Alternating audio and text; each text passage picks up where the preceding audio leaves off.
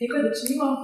Veliko veselje in čast mi je, da lahko na današnjem 4. predavanju iz cikla Filozofska fakulteta govori v letu jezikov pozdravim našo dekanjo, profesorico dr. Mojco Štampar-Prebreza, ki bo v današnjem predavanju z naslovom Lingvistika, pragmatika in prevajanje predstavila, vidimo, zelo široko paleto lingvistovnih vprašanj. Morda samo nekaj besed o naši dekanji, ki je tako rekoč otrok Filozofske fakultete, ki je študirala francoščino in slovenščino, in potem po krajših pauzah oziroma vmesnih postajah, bomo rekli na Pedagoškem inštitutu in na Pedagoški fakulteti v Ljubljani, tukaj zaposlila na Filozofski fakulteti, ki je bila najprej na oddelku za romanske jezike in književnosti, potem pa dolga leta eden od stebrov oddelka za prevajanje in tolmačenje, danes pa dobimo glavni stebr naše Filozofske fakultete. Napisala je več učbenikov, monografij, številne članke, mentorirala številne študente, ne samo pri diplomskih, magistrskih in doktorskih nalogah, ampak mnogi pomagali tudi pri prvih korakih v svetu literarnega prevajanja, za kar so jih, verjamem, še danes zelo hvaležni. Ne bi več izpovedala besed, za predajanje oder in lahko rečem, da se imamo svoje predavanje. Hvala lepa vsem, ki ste prišli ob tej dosti pozni uri, 18, in tole predavalnico 18. Zdaj ta teden pred novim letom, ti tedni so precej naporni, ker so precej polni. Veliko je tudi bolnih, jaz sem tukaj računala, da pridete še tasti tašča, pa ste se upravičila zaradi bolezni. Zdaj boste to vse videli na posnetku, kako v bistvu pogrešamo. Skratka, jaz sem naslovila tole predavanje Lingvistika, pragmatika, prevajanje, ker sem začela svojo kariero v bistvu na Pedagoškem inštitutu s tem, da sem začela študirati jezikoslovje, ampak uporabno in sicer pragmatiko. Ampak vemo, da jezikoslovje je kot veda ali znanost je sestavljena iz mnogih disciplin. Začeli bomo s tem, potem gremo v prevodoslovno smer in potem bomo videli, kako bomo prišli danes. Zdaj, jezikoslovje kot veda ali znanost ima dolgo tradicijo in veliko disciplin in osnovna opredelitev jezikoslovja je bila narejena že v antičnih časih in še danes so kategorije, v katerih se tradicionalno gibljemo, osnovane po osnovah latinščine. Tako da vsaka besedna vrsta je nekako konceptualno oblikovana že od latinščine naprej. Zato je tako zanimivo, da je bila tudi prva slovenska slovnica narejena po latinski in ker Adam Bohorič ni izviral iz slovenščine, je nekatere sklone spustil, nekatere pa malo drugače opisal, kot smo jih danes vajeni. Podobno so ostali neki opisi neindoevropskih jezikov, indijanskih iz Latinske Amerike, ki so jih opisovali patri, ki so tam ljudi kristjanjevali in jezik je izumrl, slovnica na las podobno latinski je ostala in Bog ve, kje so se pa izgubile tiste kategorije, ki jih latinščina ni imela. Kasneje z razvojem generativne semantike in generativne transformativne slovnice se je vključilo večje število jezikov, ki nimajo indoevropskih kategorij in potem so začeli v jezikoslovne opise dodati več modalnosti, pa druge kategorije modalnosti, kot smo jih bili vajeni. Ampak vsa ta znanja so danes tu, nekje blizu in so nam dostopna, da jih vključujemo tudi v lastno preučevanje in poučevanje jezika. Zdaj, strukturalna slovnica izvira iz jezikovnega sistema kot nekega opisa jezika in njegove realizacije v realnem govoru. Zdaj, to je zelo tako schematično povedano. Načeloma v prvi kategoriji imate tiste discipline, ki jih vsi tradicionalno poučujemo na tej fakulteti, pa s katerimi se srečujejo tudi srednjošolci in to so pa že osnovnošolci, ker srednjošolci pravijo, da nimajo nič slovnice v šoli. Fonetika, kot veda o fonemih, morfologija, kot veda o oblikah, sintaksa ali skladnja, kot veda o tem, kako se te besedne vrste potem združujejo v stavek, in semantika kot veda o pomenu. V tistem drugem stolpcu imamo pa še tiste mogoče tudi novejše vede, pa malo spremljevalne vede, kot so leksikologija, leksikografija, terminologija. Prevodoslovje zdaj ne moremo tlačiti v kategorijo jezikoslovja, ampak veliko nas je, ki delamo na kontrastivni slovnici in smo potem tudi del preučevanja prevodov in pa sociolingvistika, ki je najbolj pomembna na našem oddelku, čeprav bi mogoče bilo bolje, če bi imeli malo več stilistike. To je moje skromno opažanje, glede na to, s kakšnim preznanjem študentje pridejo. Danes jih lahko upravljamo, ker ni nobenega tukaj. Zdaj, pri jezikoslovju, tako kot pri resnih znanostih, se vse začne pri neki enoti. In ko preučujemo te enote, potem kmalu pridemo do tega, da dejansko že pri enotah je včasih podobno. Nekako najbolj osnovna je fonem, ki ga po Martineju lahko tudi vključimo v tako imenovano dvojno artikulacijo. Dvojna artikulacija ali articulation je jezikoslovni koncept, kjer je prva artikulacija, to je najmanjša enota, ki nosi pomen, imenovana fonem, ta omogoča tvorjenje izrekov, ki imajo smisel. Druga artikulacija pa je razgradnja fonemov na manjše enote, ki same po sebi nimajo pomena, so pa pomensko razločevalne. To so fonemi, se spomnite iz fonetike, ko je bilo peta pa peta, pa sta to dve različni besedi v tistih govorih, ki razločujejo obaja. Zdaj, tukaj se tiri znašli, pa mogoče tudi ne bi slišali, ampak recimo, da za standardno slovenščino pa to velja. Naslednja enota je morfem. Morfem kot neka enota pomenonosna, ki je lahko slovnična ali pa čisto pomenska. In tukaj se nekako že meša s tem, kar je pa na naslednji stopnji, kar je leksem. In potem pridemo do besede. Beseda je v bistvu tisto, kar je bilo prvo. Najprej je bila beseda, kako je pisal. Ampak kaj pa z besedo? Kaj je z njeno definicijo? Če jo definiramo, je to tisto, kar je v govoru pred in po spremljano s praznim prostorom. Zdaj pa, če govorimo o vezani obliki, pa potem sploh pa v francoščini, to postane neka sintagma, ki pa ni nujno ločen s praznim prostorom. In že je problem, dokod sega ta besedna meja. V francoščini je cel kup takih izrekov, kjer so se fonetiki prav perverzno ukvarjali s tem, ali je kakšna razlika v izgovorjavi ali ni, če vemo, da gre za en pomen ali pa za drugega. Mogoče najbolj znana v tem kontekstu je venez charlatan. Skratka, to so venez charlatan ali pa, ne, postane tukaj, nima veze, to se ljudko odlično. Bom napisala vseeno. Ampak, ja, problem, če imaš palco, je, da ne moš pisati na tablo. Ali vidite, če sem ne napišem? Venez charlatan.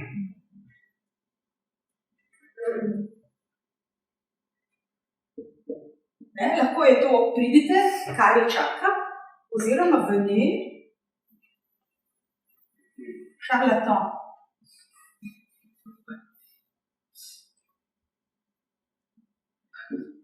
In to je najbrž bilo, to je v zgodovinskem kontekstu.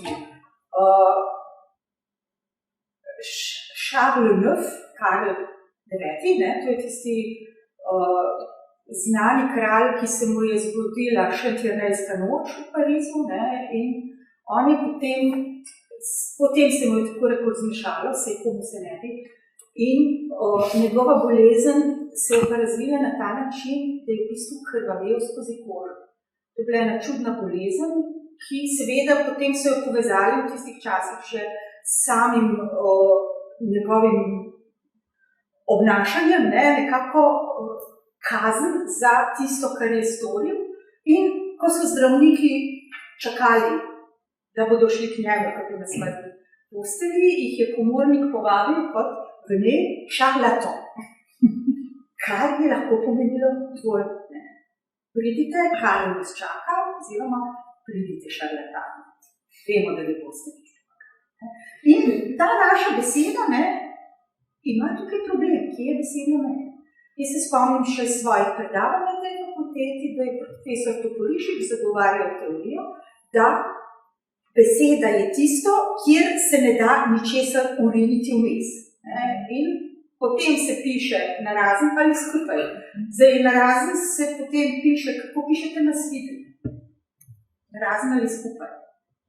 On je bil mnenja, da se piše narazen, ker lahko rečemo na veselo svidenje, na skorajšnje svidenje in tako naprej. Vsi tisti koli, tudi sestavljanke, potem takem pridejo nad besed, da je to več besed.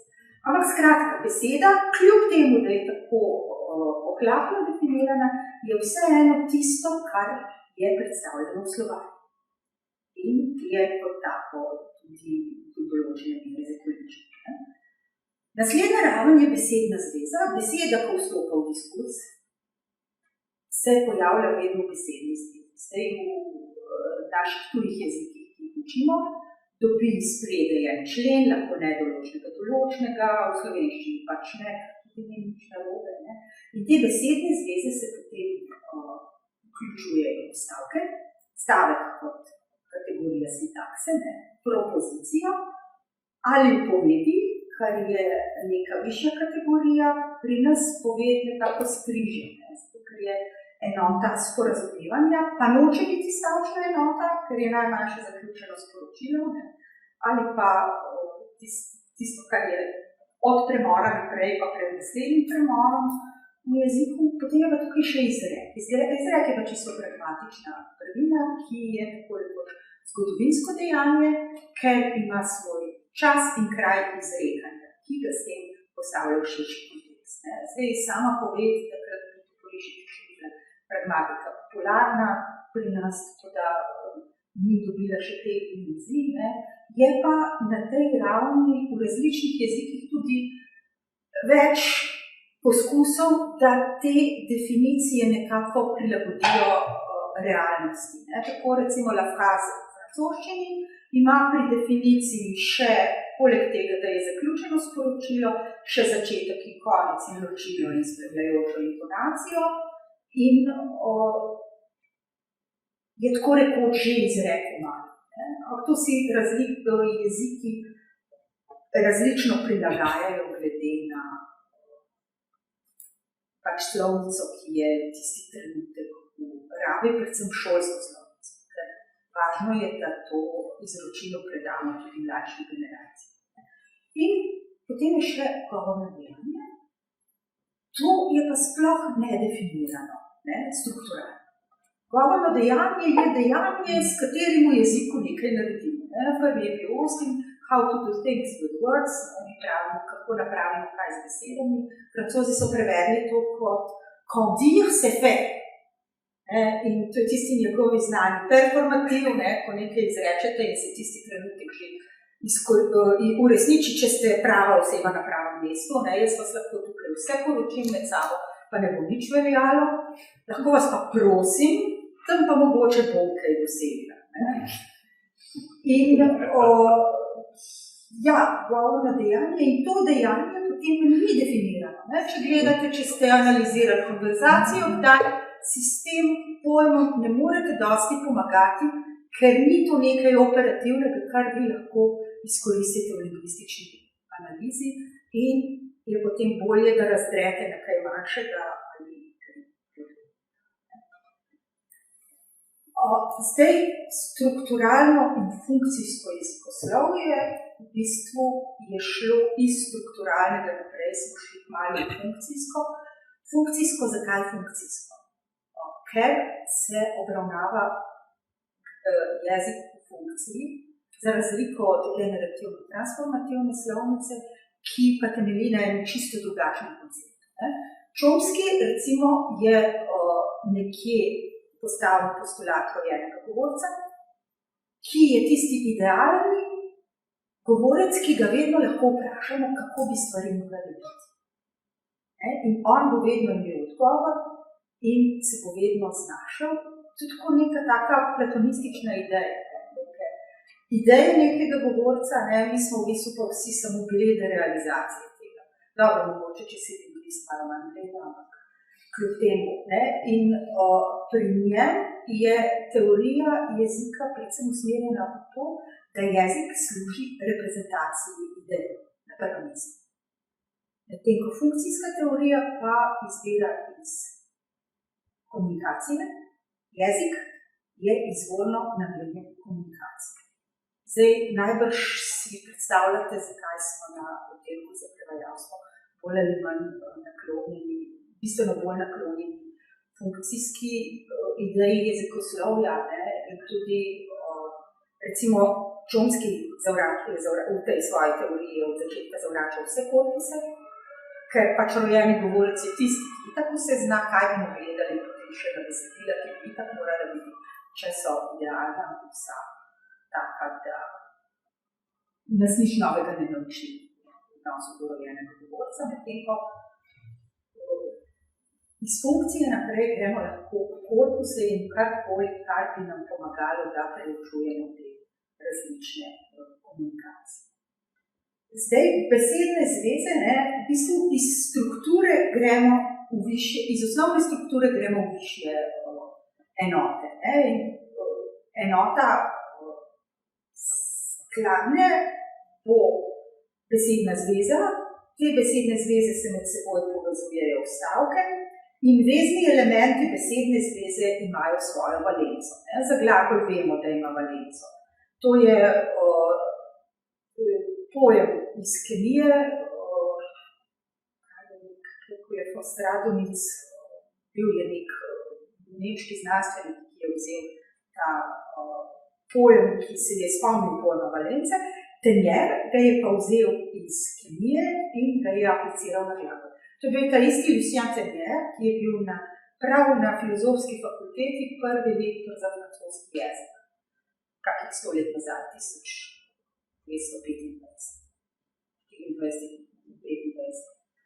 Ali pa še so malo prej, prav 100 let nazaj. No in ta valenca, ta nam pove, koliko aktantov lahko glagol sprejme. O valenci lahko govorimo tudi pri samostalniku, sploh če so to izglagolski samostalniki, ki so tudi zmožni tvoriti neko osnovno predikacijo in tudi določeni predelniki.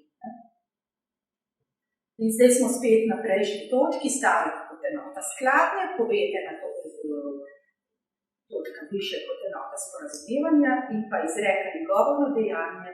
V bistvu izrek je bolj prikladen za slovnico, slovnične raziskave kot zgodovinsko dejanje. Zdaj, kaj še je značilno za funkcijsko jezikoslovje? Tukaj je ta želja po univerzalni slovnici, ki bi bila zmožna opisati vse jezike. Kar pomeni, vsi se sporazumevamo, vsi imamo približno enake potrebe v tem sporazumevanju in najbrž gre tukaj za nekaj univerzalnega. In na tem mestu lahko pomislimo, da je seveda taka univerzalna slovnica prav prikladna za vse, ki bi radi tudi prevajali. Za lažje vključevanje sinhronije, diahronije in raznih procesov, ki potekajo, sta pomembni tudi površinska in globinska struktura. Globinska struktura nekako to je tisti korektiv, ki nam pove, kaj vse je spodaj, zadaj ali pa kje drugje. Zakaj mi recimo ne moremo reči, prišel je s kovčkom in z veseljem. To je mogoče lepa slogovna figura, ampak v resnici gre pa za ne... Kako pa rečemo, prišel je z veseljem s kovčkom? Z veseljem s kovčkom. Ja, to začel je, v bistvu s tem se je začel ukvarjati, so se ukvarjali generativni, transformativni slovničarji in so v bistvu iz angleščine ugotovili, da v resnici niso vsi aktanti na istem nivoju. Janez in kladivo sta recimo eden ima vlogo vršilca, drugi pa vlogo inštrumenta. Ne moramo reči, Janez in kladivo sta razvila okno. Oziroma mogoče vam bo otrok povedal, kamen je bil.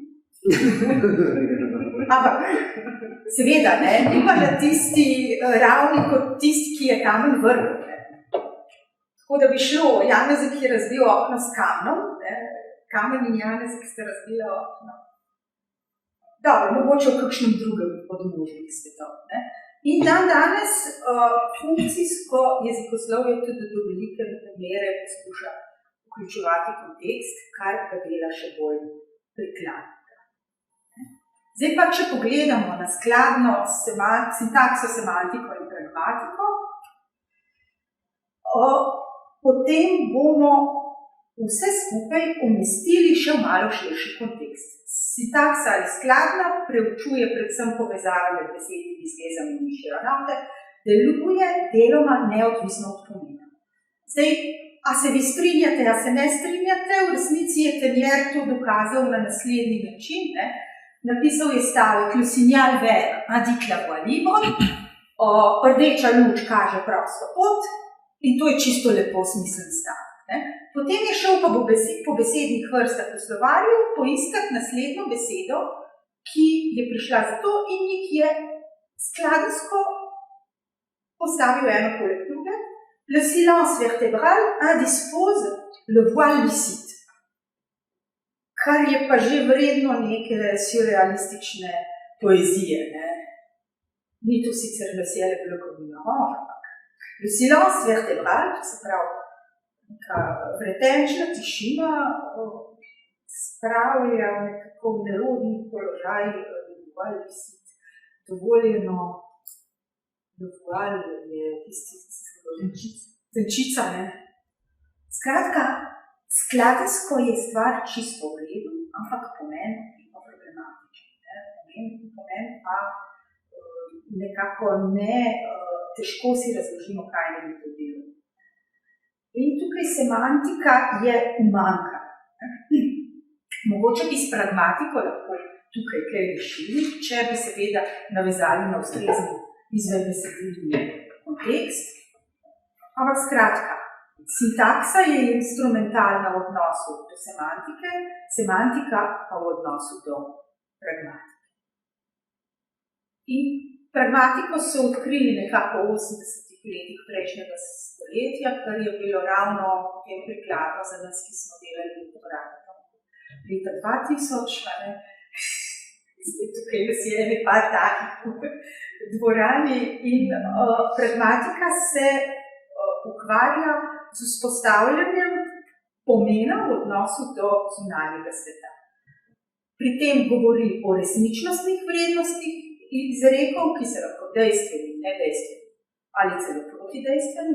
Tukaj imamo dejstvo tisto, kar se direktno nanaša na nekaj, kar smo opisali. Nedejstveni stavki so pa tisti, ki so obrnjeni bodisi v prihodnost, lahko so celo protidejstveni, to so pa tisti, ki je, če bo to, bo pa tisto, kjer resničnostne vrednosti v trenutnem momentu ne moremo določiti. In to je spet zelo pomembno za romaniste, če bodo uporabili subjunktiv ali indikativ ali kakšnega od konjunktivov v italijanščini. In je tu neka taka univerzalna kategorija. V bistvu se izkaže, da je angleščina kot jezik nekako neprikladna za te univerzalne teorije, ker je že precej morfološko revna. Na nek način v bistvu se je poenostavila za generacije, ki prihajajo. Zdaj, tukaj je potem postavljeno pragmatiko, je postavljen izrek kot zgodovinsko dejanje in lahko tudi potegnemo paralele med diskurzom, ki vključuje kontekst in besedilo, ki pa je iz konteksta iztrta. Se to konc koncev ne tangira preveč, ampak to bi bila potem neka taka razlika med tolmačenjem, kjer je tolmačimo tisti trenutek za tisto publiko in nekim zgodovinskim besedilom, ki ga pa lahko vedno potem prevedemo vsakokrat tudi na drugačen način, kaj bo aktualizacija.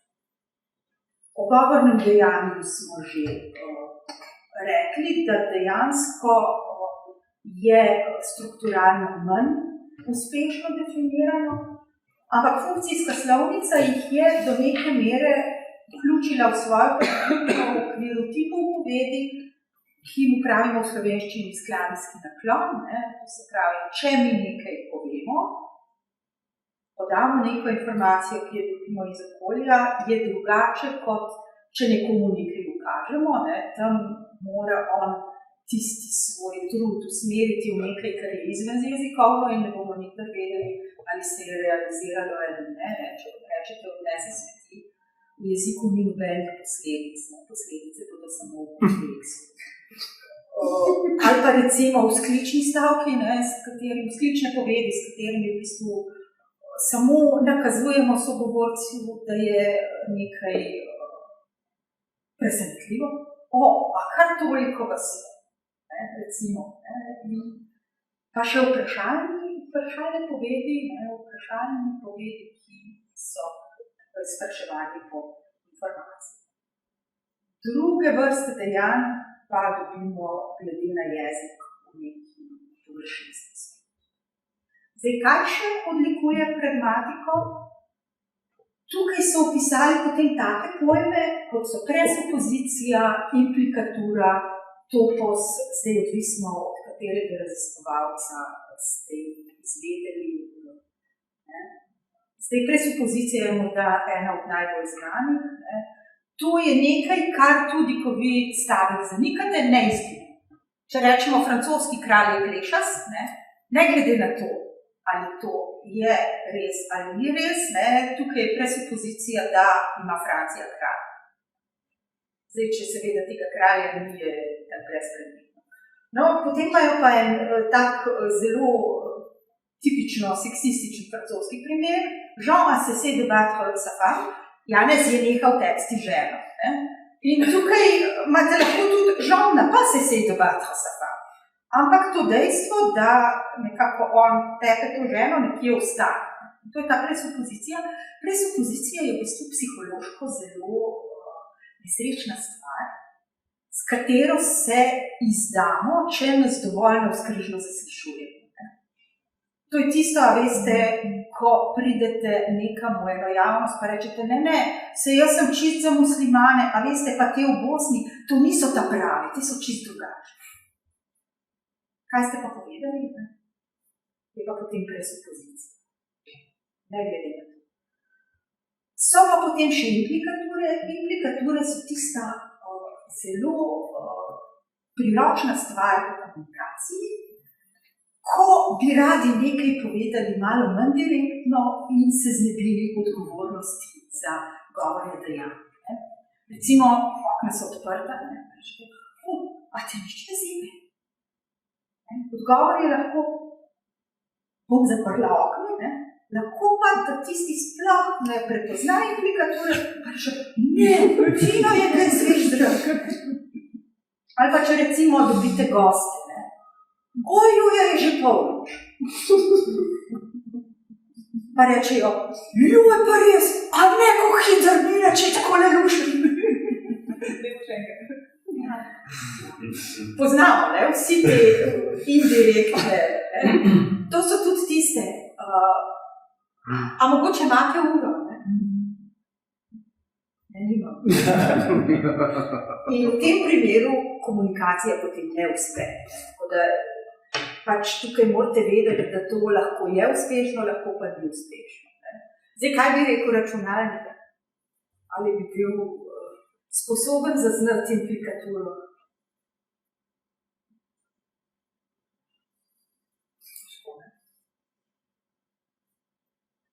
Ja, potem sem pa še omenila topose. V bistvu bi tukaj začela z Krojem, ki je opisal poleg teh vseh govornih dejanj v svoji integrirani pragmatiki še argumentacijsko dejanje. In sicer pravi, da je v jeziku argumentacija primarna, da je bolj pomembna kot informativna vloga jezika. In tukaj se jaz vedno spomnim na svojega sina, ker je tam staren 2 leti, je že precej govoril, in sem mu rekla, zdaj pa se zvuji čevlje, in je rekel, ampak. Jaz sem se takrat ukvarjala s konektorji, ker sem pisala doktorat, in sem to potem zaznala kot volja po argumentaciji v zgodnjem otroštvu. Ja, ne vem, Simone, ti si imela govorjeni jezik, pa otroke si snemala, jaz mislim, da to dobijo tako, kot dobijo hrano in vse drugo. Hrano, ljubezen in željo po argumentaciji. In dejansko, da se s tem, ko govorimo, praktično vsak argumentira. In bi dala tukaj kar nekaj Krojev primer, comment était la soirée, kakšen je bil večer? Gaston était venu, še Gaston je prišel. To najbrž je bil super. In vidimo, da v tem primeru je argument B usmerjen v sklep, večer je bil uspešen. Da se lahko v jeziku argumentira, potrebujemo konektorje in operatorje. Konektorji in operatorji poskrbijo za to, da se diskurs argumentacijsko usmeri. In potem imate nek izrek, 8 je ura, iz tega lahko izpeljujemo še je čas, ali pa pohiteti moramo, časa zmanjkuje. Kar pa odpade pri vseh naslednjih, skoraj 8 je, pohiti. Se je šele 8, nič ni treba je pohiteti. In da mi to zaznamo, moramo v bistvu imeti nek odnos do konteksta. Če na MMC-ju preberete, Ana Bucik 2,5 sekunde zaščitimo. Jaz to gledam prav, že dolgo nisem smučanja gledala, 10-15 25 let vsa. Rečem, se to je pa kar dobro. Ki pa, ni pa šla med 30. Kar pomeni, za ljubitelja smučanja je to jasno. Kakšna katastrofa, 2 sekundi zaostaja. In gre argumentacija v smer, ni dovolj za uspešno uvrstitev. In tukaj recimo lahko tudi začnemo govoriti o toposu in konektorju. Topos je, se bomo naprej še bolj natančno definirali, je tisto, kar vpliva na to, kako bomo argumentirali. Stalno mesto, locus communis. Lahko se postavimo, študentom vedno razložim na ta način, lahko se postavimo v svet polž. Tam so toposi drugačni, kot so dobili. Tam gre argumentacija v to smer. Če pogledamo dež izhod, če dežuje, bo polž podrselo in bodo vsi zlezli iz hišic in šli lepo na solar. Ampak recimo, lahko pa rečejo, moramo pospraviti v hišici, bomo kar doma. Solata ne pa počaka. Zdaj v srednjeevropskem prostoru, pa mogoče še pred klimatskimi spremembami, pa rečemo, dežuje, zato bomo doma. Če pa bi vseeno šli ven, je treba pa najti kakšen pameten argument. Dežuje, ampak gremo vseeno ven, ker se moramo malo zgoditi. Zdaj, čeprav, če pa pomislite na letošnje polletje, pa na klimatske spremembe, pa na tisto vročino, pa v bistvu jaz sem videla, da takrat, ko sem šla na izlet s kolesom in bil napovedan dež, ponavadi bi rekli ne, ampak potem pa rečeš, joj, super, da bo tako vroče. In se že toposi sami spreminjajo. Skratka, če definiramo topos, to je skupno mesto argumentacije, ki ni zatrjeno, ampak je prisotno v kontekstu konkretne družbene skupine, širše družbe ali civilizacije, včasih mu rečemo tudi stereotip, in ta nam omogoča rabo konektorja. Lahko izrek povemo brez njih, če hočemo biti bolj eksplicitni, pa je fino, če uporabimo kako. In potem naletimo na marsikaj takega, kar se nam zdi čudno. En francoski pregovor je, ki pravi pauvre mais propre. Reven, ampak čist. A si vi predstavljate, da bi to v slovenski kulturi nekdo rekel za nekoga? Jaz mislim, da mi smo nasproti tega toplesa. Pri nas je reven, zato je pošten. Pa najbrž se vsi spomnimo, kako so bili vsi slovenski pisatelji in pesniki, so živeli v revščini. A je bil ta stereotip, nam je bil podan v srednji šoli, pa v osnovni šoli. Dejansko, da so bili reveži, umrli so od lakote, kljub temu so pisali lepe pesmi. Čeprav potem zvemo, da je bil Cankar najbolje plačani pisec, pa recimo, da se je Tavčar bogato poročil. Ampak ta revščina je nekako pri nas nek garant za nekaj, kar je dobro. Ker očitno ni bilo tako, da bi neka bogata nacija. Francozi so pa drugačni. Če ti buržoazni razred piše zgodovino, je pa lahko reven, ampak temu je čist pogledno.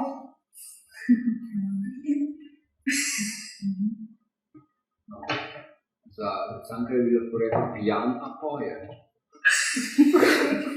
Ali poje, ker pijan. Tudi ta bi šel, ne? In na isti način deluje tisti naslednji, ne? Infant de tête. Poglejmo, infant de tête. Celo možganima na pravem mestu, ne? Skaj bi bila lahko moški? Ja, dejansko, ne, ampak cel jezikovna zakladnica je polna vsakovrstnih stereotipov. Zdaj pa smo občutljivi zanje ali niti ne, pa do kakšne mere jih skozi branje tudi absorbiramo. To je različno. No, zdaj pa še preden gremo naprej na tisto, zaradi česar smo tukaj, bi pa pokazala še en primer analize govorjenega jezika. Tukaj je glavno sredstvo za razločanje, v katero smer bo šlo, intonacija. Avtorica te teorije je Marija Nick-Morel, lingvistka skupaj s filozofom Laurent Delon-Boileaujem, napisala sta Grammaire de l'intonation in predlaga segmentacijo govorjenega jezika do najmanjše enote govora, ki ga je označila kot govorni odstavek. Vidim, da je tukaj vse zmešano, gor na PowerPointu, se upravičujem. In za razliko od odstavka v pisnem besedilu in gre takole. Ne c'est bien, elle est décapotable la bagnole. Tukaj vidimo, da v bistvu francoska skladna razpade do te mere, da gre za nizanje besed, ki jih ločimo z intonacijo. Ne, v redu je, sej avtu se da smeti streha. Elle est décapotable la bagnole. V bistvu šele s tistim končnim, na konec pride bistvena informacija, ki potem še za nazaj usmeri v spomin. Lui, il était petit, le grand-père. Kaj ne? Še iščemo konsens s sogovorcem. Parce que, par exemple, il ne reste pas comme ça dans le livre. V knjigi pa, na primer, ne bo na ta način. Kar pomeni, potem, ko gremo v slovenščino, se te stvari čisto drugače preoblikujejo. Tukaj že vidimo, kakšna je razlika med govorjenim in zapisanim besedilom in kaj se dogaja z njim. Kako prej povedano vpliva na prevajanje? Jaz mislim, da več od tega veš, lažje boš prevajal. Študenti mi sicer ne verjamejo povsem, ampak vseeno poskušamo jih prisiliti s tisto kontrastivo, da vsaj malo tega vzamejo za svoje, pa da se potem včasih še spomnijo na to. Zdaj, tolmaške teorije se tudi ne ukvarjajo s tem. Zelo znana je teorija deverbalizacije, tolmaška teorija Danice Seleskovič in Marijane Lederer. Zakaj je tukaj omenjam? V bistvu pragmatika pa pragmalingvistika sta se tako rekoč v širokem loku izognile romanskemu svetu, predvsem Francozom, Prišli sta, v francoščino je pragmatika prišla prek švicarskih in belgijskih raziskovalcev. Francozi so se pozno ogreli zanjo, imeli so pa nekaj, kar je bilo natančno tako. Ta teorija deverbalizacije vključuje kontekst. In sicer gre takole, ko nekaj nekdo pove, vi potem to deverbalizirate, kar pomeni, izluščite pomen in ga ponovno verbalizirate v lastnem jeziku. Skratka, njegov izrek razumete, prevedete in ga dopolnite s kontekstom ciljnega jezika. Kaj je to drugega kot pragmatika? Ampak pač je nekako iz drugih korenin je nastala podobna teorija. In tudi sicer vidimo, da na prevodoslovne teorije močno vpliva izvorna kultura. Recimo teorija Skoposa, tipična za nemški svet. Katarina Rajs ima potem tudi na podlagi Büllerja, Verlicha, izdelala celotno besediloslovno teorijo, kjer pove, zakaj je kateri tekst namenjen in ob tem upošteva publiko. Pri nas smo zelo za opisno prevodoslovje, ampak naša kultura je močno zaznamovana s prevodom. Mi vedno poudarjamo, da smo iz prevoda nastali, ker že Brežinski spomeniki so bili neke vrste prevod, pa potem Trubar in vse naprej. In pri nas ne ločujemo med tem, ali gre za prevodno besedilo, ali gre za izvorno slovensko besedilo, v korpusu imamo vse. Tudi če tako pogledate, prevod je bil znanilec novega, prinašal je nove izraze, nove besede in tudi če pogledamo danes, iz angleščine prihaja sproti vsak dan veliko novosti, ki jih tako ali drugače obesedimo, kakšen prevod se prime, drugi tudi ne in ostane tako kot je. Medtem, ko če pogledamo British National Corpus, tam ni niti enega prevoda. Tam so samo originalna besedila, vse drugo ni dovolj vredno, da gre v prevod. In potem, ko pogledate te Francoze, Sauxier, Sibliste, izvorniki ali ciljniki, bi jih prevedli takole na hitro, in oni enostavno je njihovo vodilo, treba je narediti tako besedilo, ki deluje v francoščini. In se ne pomišljajo, recimo, če je treba prevesti potico kot galet, čeprav gre čisto za nekaj drugega, galet de roi, to je v bistvu galet breton, gre za nek kolač, ki je polnen z mandljevo maso in se ga tudi je za svete tri kralje, tako da nekako bi lahko rekli nek funkcionalni model potice, ampak dan danes v globalnem svetu to ne deluje več. Mogoče takrat, ko je Marie Antoinette rekla, pa ne jejo potico, če nimajo kruha, v resnici so bili to brioche. Qui mange de la brioche, sinon pas le pain. Pa menda tega sploh ni rekla, ampak pustimo to. In v resnici je prevod, ta prevodna kultura zelo pomembna. In tudi, ko Venuti govori o podomačevalnih in potujevalnih pristopih, takrat recimo ni našim študentom verjel, ki so mu rekli, da so že pred Venutijem v svoje po Venutiju prevajali. Skratka, upoštevanje izvorne kulture je hkrati tudi izobraževanje nacij. Ampak ja, seveda, narod s tema milijonoma se čisto drugače obnaša kot ta, kjer je 30, ki je tako rekoč samo zadostno, da ne rečemo 130 milijonov. So pa v prevedenih besedilih določene univerzalije, ki dobimo vseh prevodov. Kljub tem iskanju ekvivalence, kontekstualizacije, gledanjem implicitnega, prihaja do tega, da je prevod običajno bolj eksplicitni kot original, kar pomeni, da prevajalec vedno bi vas še malo poučeval.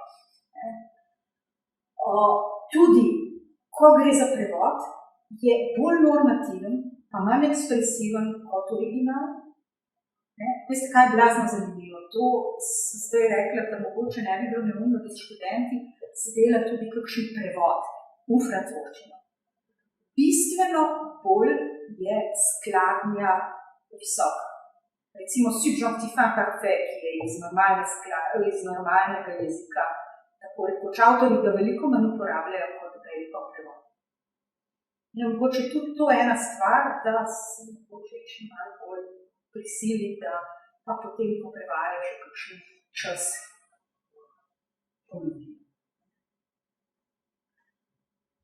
Ja, in v prevodoslovju so tako kot v korpusnem jezikoslovju se nam tudi zgodili korpusi.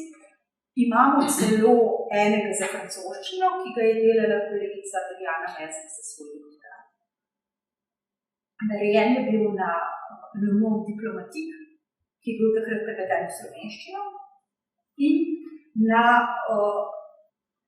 nekem številu, mislim, da je bilo 11 literarnih del, ni pa prosto dostopen, ker se je dalo avtorske pravice urediti samo za en del.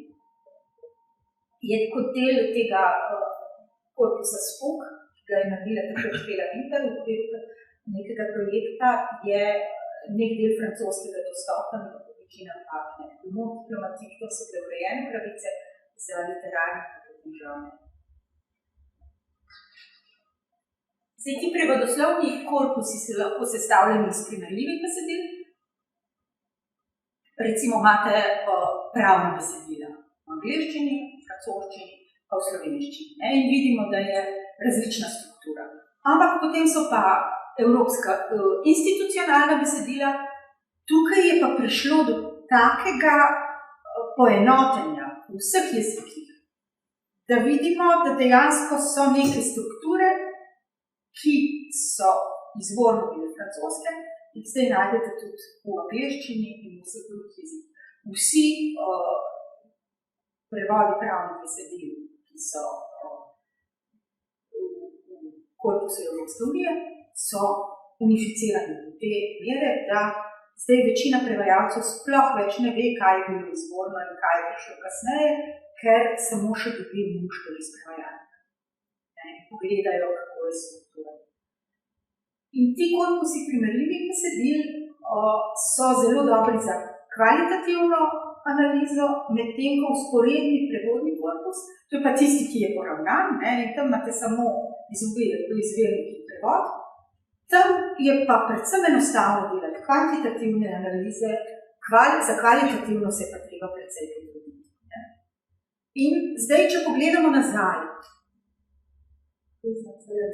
tukaj je en primer iz korpusa, se bomo potem bolj podrobno pogledali, ampak če pogledamo za nazaj, v začetku sem vam razlagala o enotah.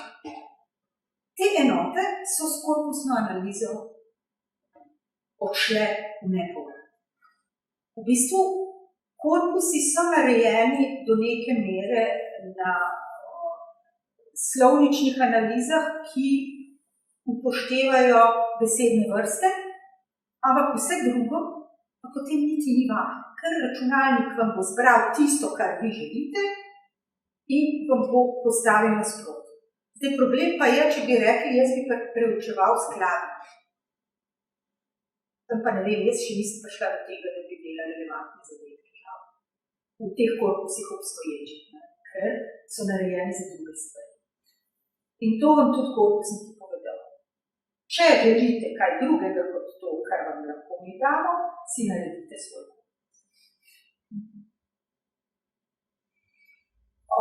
Zdaj, tale je primer iz korpusa za glagole spremembe stanja, to so tisti commencer à finir de, in zdaj vidite na eni strani, tukaj je francoski,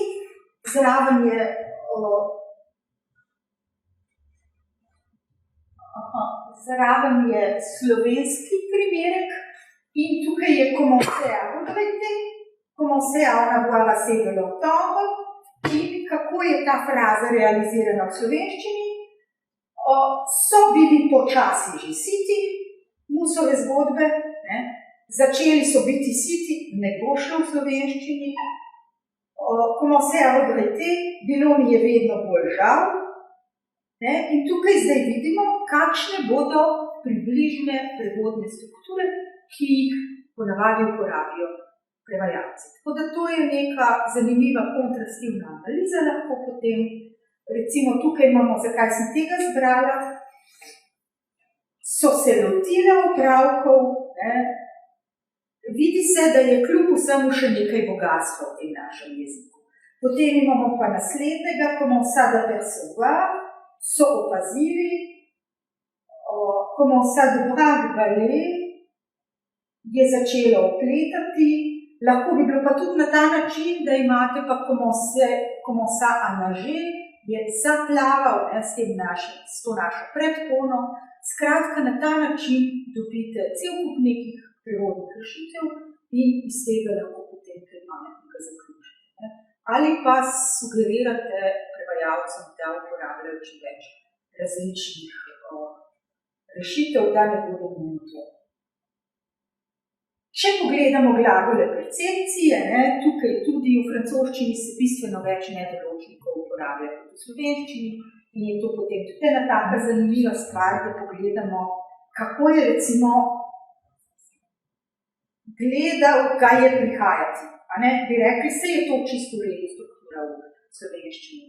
Da pa potem ugotovimo, koliko se uporablja, pa pogledamo v korpus in vidimo, da je to možno.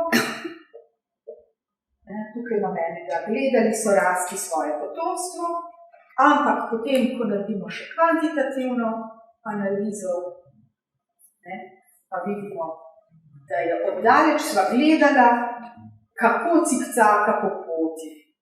Sva ga gledala cikcakati najbrž ne.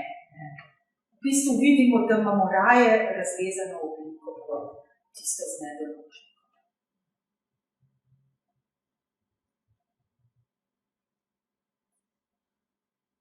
Zdaj, kar se pa tiče kulturno specifičnih izrazov, je pa korpus tudi mogoče ena od opor, ki nam pove, kaj bi s tem.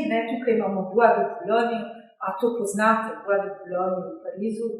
To je po eni strani znani park, kamor grejo dopoldne starši z otroki, pa se grejo voziti z ladjico, pa na sprehod, pa še v tisti jardin d'acclimatation, ki je zraven, tako kot nek tak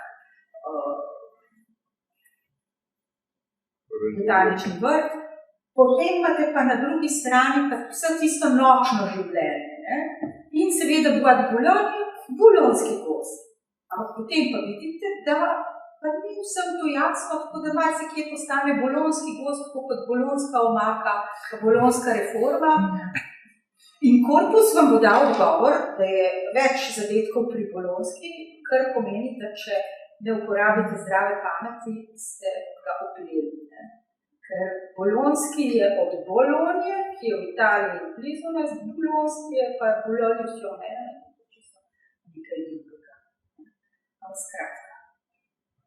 Zdaj, tukaj imam še en primer za naprej. Tukaj smo pa zdaj v postkolonialnih teorijah literature in prevajanja. Amin Malouf in kulturna specifika.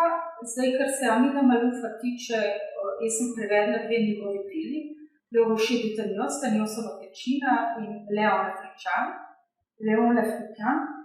In v bistvu vidimo, kako je on kulturno občutljiv do teh izrazov, oziroma kaj to pomeni, če ste vi frankofoni avtor in ne francoski avtor. Zdaj, Amin Malouf je v Franciji praktično od leta 1976 in vedno, ko grem v FNAC in poskušam najti njegovo knjigo, sem znova razočarana, ker ga ne najdem med francoskimi avtorji. In potem vedno vprašam, kje imate pa Maloufa? In rečejo, on je pa parmi les étrangers. Pri tujih je, Pa rečem, kje pri tujih? Pri angleških? Ne, pri tujih. Skratka, pri tujih, libanonskega izvora je, akademik. To so Francozi, točno tako. In on v bistvu, ko piše te knjige, razlaga svojo kulturo na nek postkolonialni način. In če tukaj pogledamo, v bistvu potem vedno vprašam, a ti znaš še arabsko, da to prevajaš? In v resnici je fino, če vprašate nekoga, ki zna arabsko, da vam svetuje pri transkripciji, ampak po drugi strani vam pa že avtor sam razloži. Če pogledamo tale del, kjer gre v bistvu za prevod, ki verno sledi izvirniku, nič ni spremenjen. To niso misli za mater, ki je rodila svojega prvega sina, je ukazal neprepričljivo, preden je nadaljeval svečan pol, a mnogo iskrenejšen, imeli boste vladarje, ki si jih zaslužite, je rekel prej. In potem ona ponovi te besede za njim, ampak mime si snam. Narekuje, da to v arabščini, kama takunu juala alej. In v bistvu dobimo prevod in ne potrebujemo nobenih podnapisov. In v resnici v večini teh postkolonialnih del iz Afrike, bodi si v angleškem, bodi si v francoskem jeziku, avtorji na ta način poskušajo spraviti svojo kulturo najprej v francoski jezik, potem pa še vse prevode, ker v resnici pa ni to bogatstvo, da lahko berete in imate zraven še prevode. Kar pa se skladne tiče, ne glede na to, da gre za avtorja, zdaj jaz mislim, da gre za frankofonega avtorja, vidimo, da to je tipična francoščina, ki bolj francoska ne bi mogla biti po skladni. Selon sa nejemotil, imamo tukaj tale participe présent, beležje, da ni preveč priredi in kaj potem v slovenščini pač nam pove slovnica, da se bomo pa morali bolj držati uveljavljenih struktur. Za konec sem vam pa pripravila še en dialog iz Sylvain Tessona, Dans les forêts de la Sibérie, kjer pa Rusi govorijo francosko. Zdaj, ta Sylvain Tesson, to je njegova transkripcija. Sylvain Tesson je francoski pisatelj, avanturist, plezalec, vse, kar hočete, ki si je zadal projekt, da bo 6 mesecev preživel v koči ob Bajkalskem jezeru, od februarja do julija, in sicer ves ta čas je bil samo tisti koči, kuril se je, sekal je drva, lovil je ribe, da je preživel, skratka zgodba o odrasti, in seveda vsake toliko časa so pa uleteli kakšni Rusi. In potem pridejo Rusi, on nima nobenega radija, niti televizije, niti ničesar, in mu prinešajo novice. In pravijo, Grčija je padla, vse je zjebano, skratka, Rusi ne gledajo, kako se izražajo. In seveda boste potem vi tudi to tako prevedli. Ampak zdaj pa, zdaj pa to je moj prevod. Kako bi pa prevedel nekdo, ki je 30 let mlajši, bi bilo pa najbolj drugače.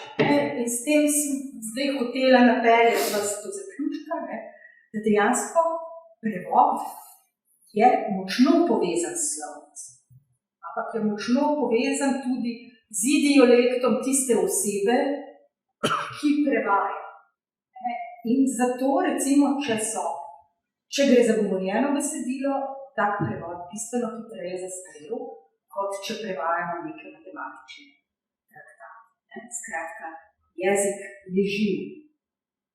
In kaj bi rekli za sklep, da znanje jezika in poznavanje slovnice nikakor ni zadostni pogoj za uspešno prevajanje. Ampak je pa minimalni nujni vstopni pogoj. In žal, jaz sem te tradicionalne vrste, je to treba tudi povedati vsem, ki se ukvarjajo s prevajanjem, da dejansko je lingvistika kot znanstvena disciplina danes tako močno razvita in ima ustrezen aparat za verodostojen opis jezika v rabi, da ni nobenega razloga, da tega ne bi uporabljali v aplikativnih. in se vam najlepše zahvaljujem, da ste prišli, pa upam, da vam je bilo